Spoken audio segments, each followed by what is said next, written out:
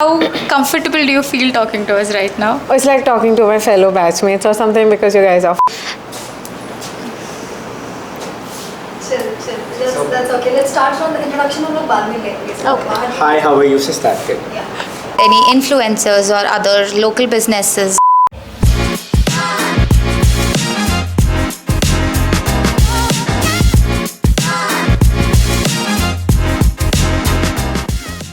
Hello everybody, welcome to yet another episode of Entrepreneurship powered by BBC EDCell.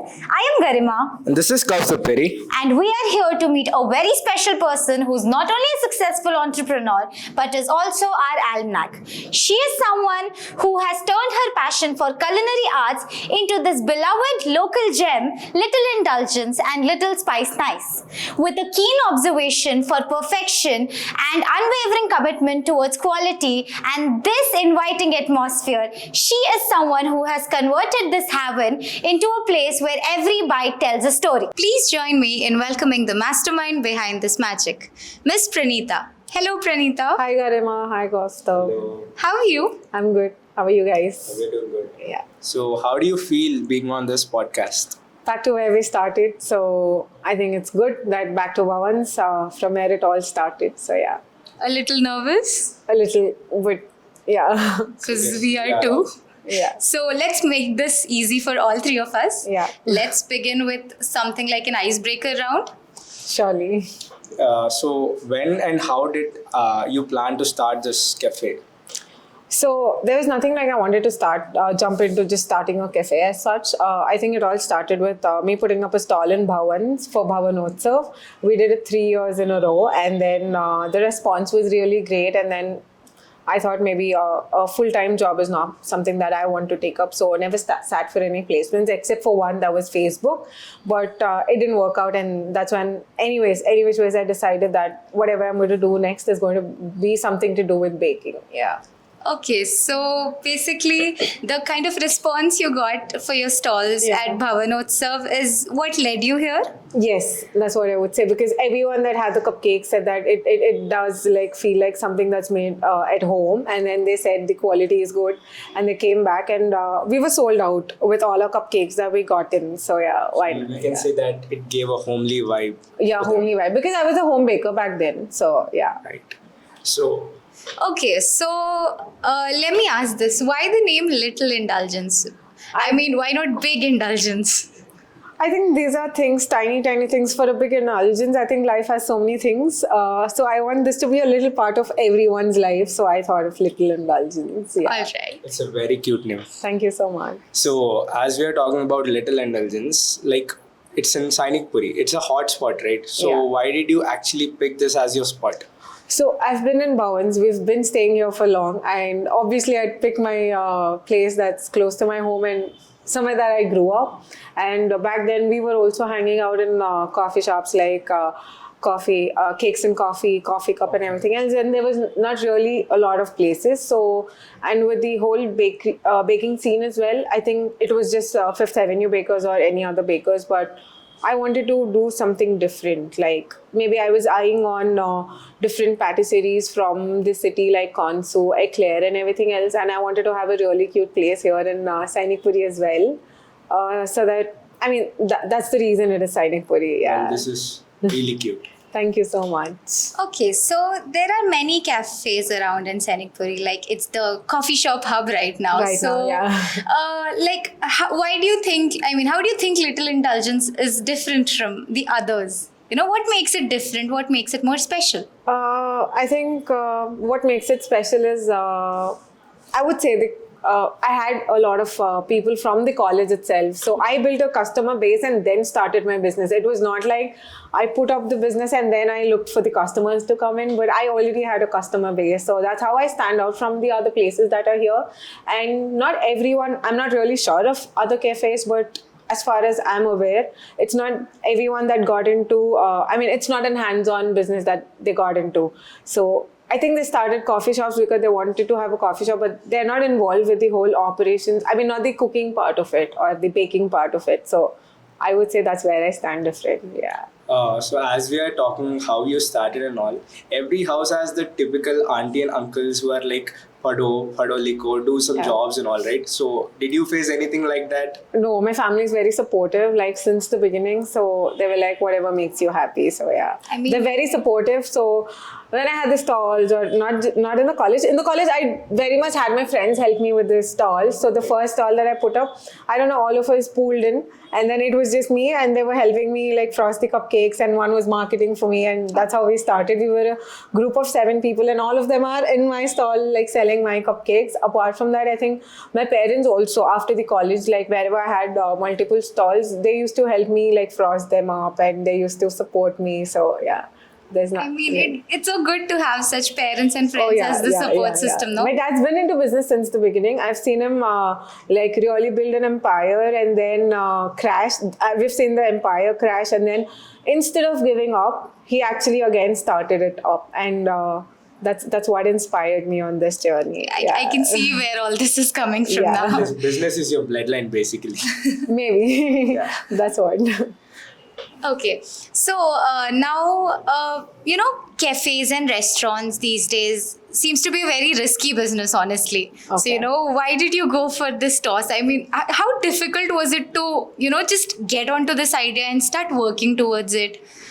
I wouldn't say it was difficult because, like I already mentioned, I already had a customer base. That is my strength, and I'm sure at least so everyone comes back on certain particular dates. I know this date I'm getting an order for them. So for years together, I think even one of our college lecturers, Seema ma'am, she orders for her daughter's birthday every year from me. So I know I'm getting the call for that date every year. So like that, I've built some customer base, and it wasn't risky because I was very much confident about what I was doing, and I put my heart and soul into it, and whatever ingredients we use or the quality that we get onto the table is something which I would eat at home. So why not? I think everyone would definitely indulge into something that's given with a good quality. So yeah. I can actually see how indulged into you are into Little Indulgence here. Oh yeah.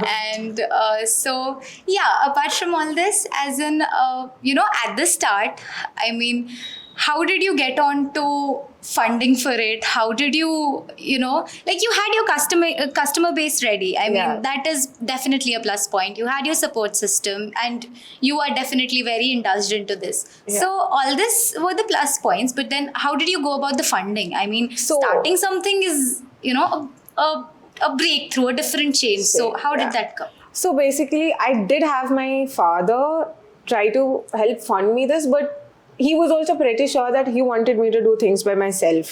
That's the push I needed. Not that, I'll give you money and then you start something of your own. But I think it was more of like, you do what you can do. And if something backfires, I'm there. So I think that was the greatest learning because I went up. I worked with another desert place called Frozen Desert here, so that I understand how a commercial setup works. So I understood the how to manage the staff, like starting from the operations and everything else. So beforehand, I had someone. He's my cousin's friend, and he gave me an opportunity. So that's what I had, a practical experience that I had in hand. It was not theoretical. It was very much like hands-on, practical experience that I gained. And then whatever money I made from that job, I invested into. I think you might have heard of chit funds and something like that. Yeah. So I had my mom's friends doing that, and I actually did that. So my savings came from there, and then whatever savings I had from the home baking that I did, everything got into it. So it started off very slowly, like bit by bit, and then later as we started getting more orders and I just set it up. It was more of like taking business loans. So there's nothing I actually took from home or from anywhere else, but it is the same money that I've been earning that rather than just saving up or buying something else, I've just been investing back into this. So that's how it worked out for me. So on and Yeah. all, it was all you for Little Indulgence. Yeah. That's something really. But always, my parents and other friends, they've always been there. Like, I think that gave me a confidence. Not that I really had to take something from them, but if something goes otherwise. So I think when you have that kind of a support system behind you, I think you're ready to take any kind of risk. So that's what happened with me. Yeah. Like, apart from this, also the amount of clarity and consciousness you had about yourself, about what you need, has, definitely brought you here. Yeah. And it is beautiful. So apart from this customer base you had, how did you actually market about a place called Little Indulgence? Like, how did you go about it? Actually, even before I marketed it myself, there was something called LBB. So those people came down because it was a cute cafe. I mean, we were below Anutex prior. So it was a cute, so it was like a hidden gem in Sainik Puri or something like that. So they've promoted mine by themselves. And from there, it was on Zomato, it was on Swiggy, and that's how we made. And also we're into corporate hampers. So we wanted to replace the whole idea of giving sweets for Diwali. I know Indians indulge into some mithais on Diwali, but I wanted to shift them from that to some baked goodies. And that's when we approached a couple of companies. So like HDFC was one of my first clients that we did for the corporates, and we did about 500 boxes for them, wherein we had some granola, some dry fruits, baked dry fruits, and everything else. So apart from just having the customer base from Sainik Puri, and also the students from Bhavans and the lecturers, the word of mouth was great, and yeah, that's how it went on till date. Yeah. Great. As you were talking about Swiggy and Zomato, right? Yeah. So basically, it deals with feedbacks given by the customers. Yeah. And we cannot expect every time there's a positive response. So Yeah. in case of any negative response or bad feedback, how do you actually cope up with that? Like, how do you go about things? I think we take it as a learning because not every customer wants a single, the taste differs. So obviously we might have to face something of that sort once in a while. We try to take in their suggestions or feedback and try to improvise on whatever. We try to cater to the customers. I think that's very much needed. Not that every time if everyone's saying that everything is good, I don't think you will have that kind of enthusiasm to work on something different. So I think once in a while you need to get a negative feedback so we can pull up the sock and then just go about giving the best to them. So that acts as a motivation for you to get better. Pretty much. I mean, that is such a great POV on, on the kind of negative comments or, setbacks you face. Yeah. That I mean, you need to have good and bad. That's when I think the good can be, seen better. So, that's where we can... Okay, so while we were talking about all this, I was dying to tell you that your Instagram page is so beautiful. I mean, we happened to check it out. It has got such a good reach, and the content over there, everything is so beautiful. So, how much does that help you? How well does it help you? Frankly speaking, in the last 5 years, I think I just started off with my Instagram journey just a year or maybe just 6-7 months back, because I really had I didn't get any time to work on that part of it. I should have started off earlier, but the whole point was I was busy setting it up, and I am someone who is a very detail oriented person, and then I want things to be my way, so I didn't want to hand it over to anyone. But we found that time out because we came up with a new vertical, that is Little Spice Nice. We've also launched our food, so we wanted to market that we're just not into desserts, but we're also into food right now. And the kind of food that we wanted to get on table needs some introduction as to what we're trying to do. So we decided to come up with that whatever post you've been seeing. So that's where it started. So your Instagram page is helping you introduce Little Spice Nice. Yes. And the new meta tools and everything else, I definitely can say that there is some kind of a reach. I was pretty much old school, didn't want to do it. But then when my friends actually told me that you have to get onto it, when I got in, I actually see a difference. Like the number of walk-ins have increased and the reach is much more. Yeah, let me tell you, I mean, when you said that it's just an year old or something, it's the kind of reach it has already got is pretty good. I mean, and the page is actually very pretty, very properly maintained. So I think everything has to go through me. That's the reason. Like I said, very much detail oriented. So I have an app on that. And you were actually talking about the food and the point of difference that you want to make, the statement pieces. So nowadays, actually, do you think that people prefer taste of food or the ambience of a cafe or where they are going? I think both go hand in hand. I would not see a place serving bad food and not go back again. Maybe I just go click some pictures and get back. But I would say for you to attract people to know the quality of your food, you have to come up with an ambience. So that's what I did. So once you once they come in, they look at the ambience and come in. The way you want to retain them depends on the quality of food that you give. So that's the tactic that I've used here. So attract them with the ambience, and then once they come, so at least let them come inside, then they taste, and then retain them with the quality of food that you get onto the table. When talking about ambience, this is actually very pretty. I heard that you yourself made all this. Yeah, we don't have a decorations. designer as such, but this is all something that we've been searching on in Pinterest or having some other boards where we've been looking this for, and my friends helped me set this up as well. I think we did the creepers ourselves, we did the light by ourselves. I mean, we painted a few things all by ourselves as well. Yeah. So the fact that you have your hands at all this decor, all this detailing over here, it obviously makes it more beautiful. I mean, Thank you. Kind of feels like it reflects your personality this way. Oh, that's a compliment. Thank you. Yeah. Do you collaborate with influencers, for better digital marketing, or do you collaborate with some other local businesses or something like that? I have a different opinion compared to the other cafes or anything else here. So I'd not want the influencers to come in and say that you get the best food here or something like that.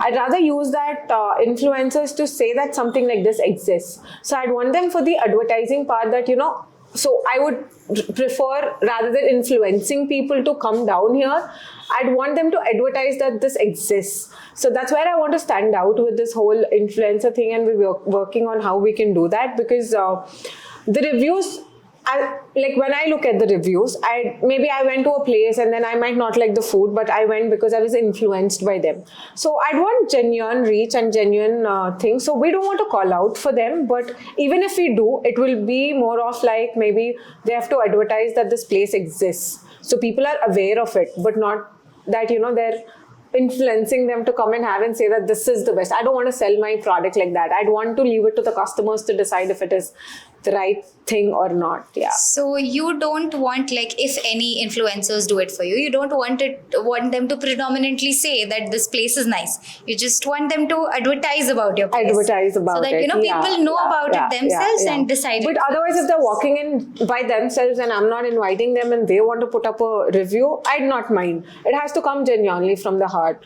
So not because I paid them or not because I'm doing a barter there or something like that. Yeah. As we are talking about these trends and influences, every day there's new trends coming in the market, right? So how do you actually, adapt to those trends, and how do you keep yourself and your staff, up to date? So coming to that part, I think now the trend is about it's the reach is more, according to me, when the owner themselves are talking about the business, because I think they are better people to talk about it or, give a portrayal of the brand, because they know what's going into it. So I think that is the trend. So I try to follow that with my new video that we did. So with this whole Spice Nice thing, I have my brother join me because he's also into cooking. He loves cooking. And the ingredients that we got on the table are the masalas that are made by my mom. So all of us are involved in it. And rather than having an influencer sit on the table or do the video, it was me and my brother. So I think there are other places like BC or something else these days that where the owner is interacting and talking about the business.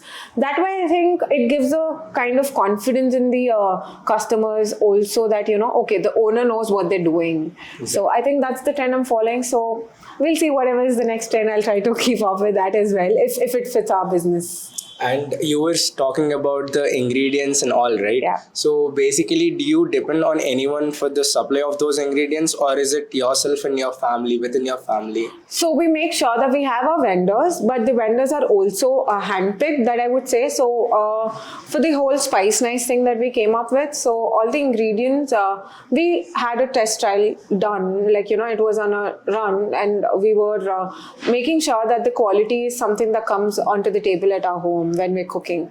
So we did do a lot of research. Our food trials only took about 3 to 4 months.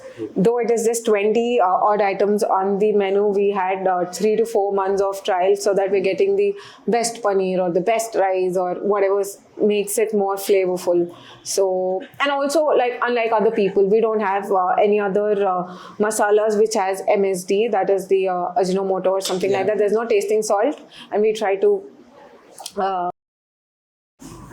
Okay, so every story has a turning point, right? So what was the turning point in your life, or what was the breakthrough for Little Indulgence? I would pretty much say that we were below Anutex before COVID. So I would say COVID is one turning point because I think a lot of them were not taking from every other baker or something. And I was baking from home. So I shifted all my equipment and I'm like, so it's just been 1 year into business, and then I had to shut it down because of COVID.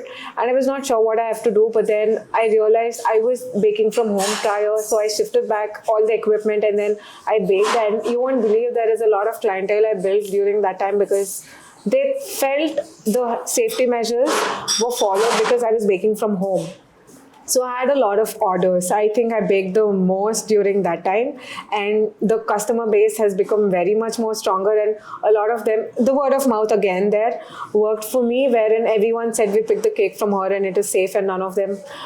So I was also very sure about how it was packed and what was made, and I did it all by myself from home and everything else. So that gave me a lot of profits. I would say, yeah, I know it is very sad that a lot of things changed in the world during COVID, but somehow that is the time period that it worked for me, and I could take up a place in Sainik Puri in this in this prime spot because it gave me the confidence that I know I can do something. So it was that point, I would say, that was a turning point. And after that, apart from just doing this, then it was again last, I think it's been 2 years that we're into hampers. So we usually used to do the edible hampers wherein we replace the sweets with the baked goodies for Diwali, but I'm also into packaging. So I felt, everything that is baked has to be in a good packaging or something like that. That's how I think I got into another vertical without my notice, or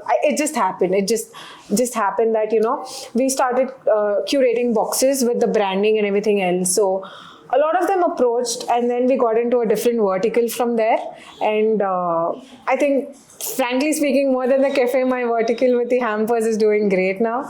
We curate hampers wherein just not our edibles, but we also have different other things like plants or candles, everything added. So I do it for clients like PMJ and Vegashi Jewelers. I would say Vegashi Jewelers was one such company that believed, they haven't seen, like I was just new to this, and then they liked the packaging that I did with my baking goodies, and they asked me to make a hamper for them wherein we curated, and I think I found my next interest or the next baby, I would say, in that, and we started doing. Now we do hampers for PMJ and Sri Krishna Jewelers, most of the jewelers here in Hyderabad. Apart from that, we recently did for Dr. Reddy's and all. That necessarily doesn't include the edibles, but everything to do with the corporate gifting. So so I think whatever I made with the baking, because we had a physical existence, that's where people from different brands trusted us. Yes. I think the ambience that we kind of put up here,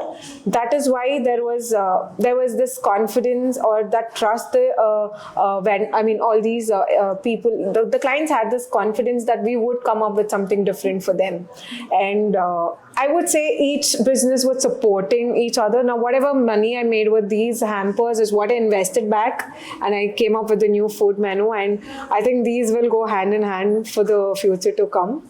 So these are 3 verticals now that I have: the desserts, I have the hampers, and also the food that we've got into, and hoping to do lot more complementing things later. Yeah. I mean, I can clearly see a lot more coming with what you've told me already. Yeah. I mean, So the idea is, you asked me about Little Indulgence. So you might have noticed it is Little Indulgence, and then Little Spice Nice, and Little Hamper Tales. So when I was in college, or maybe in MBA, maybe during my MBA, I thought I want to do all things little. So I wanted to have a group of companies that would be named the Big Little Company or the Big Littles Company. So it's like getting all the littles together to make something big. So that's the idea, and I think I want to work towards that. I mean, that is so cute. Yeah. I literally had that awe.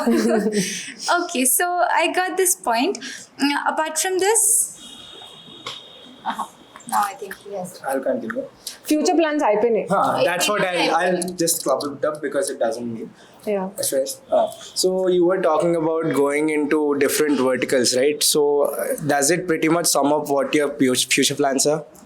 Yeah, it pretty much sums up because we don't want to stop with just baking or giving food, but catering or hampers, but anything and everything that I would want to do and come up with something that I think I can do better. Yeah. So there's this saying, jack of all, master of none. That actually sums what you are because you wanted to go I don't want to be a master of something. Master of none. Yeah, you are a jack of all trades, Yeah. but you don't want to master anything, but you want to continue. But here I want to master them as well. Whatever I cater, I'm pretty much like I want to be jack of all trades and master of all trades as well. But limit things. Whatever we do, we want to do the best in whatever we do. So we would not really want to venture into a lot of other things, but something that I have knowledge on is what I want to venture into next. Yeah. Okay, what I want to say is, what you just said is not the complete proverb. So it goes like a jack of all trades is master of none, but is still always better than the master of one. Got it. So this is the complete saying. I don't know if that's a compliment that you're giving me. I'm ready to take that. Obviously, Hamper Tales, Spice Nice, and then Little Indulgence. You are pretty much into everything. Yeah. And But like I said, it's all complementing each other. I mean, every business is something that adds up value to the other that's already in the market. So yeah.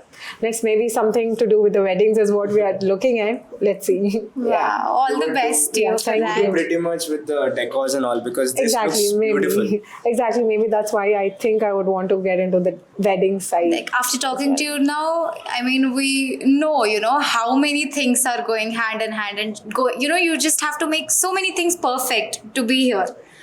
And you have actually done that, be it decor, Maybe be it menu, be it anything. I mean, Thank it is, you. It is kind of inspiring to know everything from the scratch. Yeah. I mean, you gave us so much of time for that. Also, after all this, we have one fun round. We have made some rapid fire questions for you. Okay. So, we'll just, read them out and we want answers from you. Okay, I hope I can answer all of them. And Oh, yeah, I hope I'm not really. I hope I'm coming up quick with the answers, like in the rapid fire. Let's see. Let's get it started. Or just pass them. No, please try to answer all of them. Okay. So are you ready? Yes. So your favorite dish on the menu? Cheesecake, but I think I'm going to shift to tres leches because we're introducing that next month. Pineapple on pizza, yes or no? No, Comfort food when you feel low? definitely. Okay, you're asking me what is a comfort Comfort food, yeah. food? Chicken 65. Chicken 65. Yeah. Superpower in the kitchen. Knowing how to cook. Next, describe Little Indulgence in 3 words. My baby, my love, my life, Best answer, guys. my existence. Customer favorite or the best selling thing on the menu? Cheesecakes. Cheesecakes. Weirdest food combination that you secretly enjoy? Nothing, I guess. I'm very, very much a Orthodox, we can say. Not orthodox, no. Very much stick to how it is, the original. Okay. If you were a food, what would you be and why? From the menu, a cheesecake. It's up to you. I've given you the choice. I don't know. Chicken 65 or something spicy because, yeah, bold. Okay. A tip to make our coffee better. I haven't tasted coffee ever in my life, so you're asking the wrong person. There's an I have it irony, on the menu, guys. but I never tasted coffee. That's the irony there. Yeah. If you could have a coffee with any celebrity, now that you said you haven't tasted coffee, let's say cheesecake with any celebrity, who would it be? I don't know, no one. No one. Okay. I'll pretty much take that. As a matter of fact, fun fact is that I asked you a question, pineapple on pizza, right?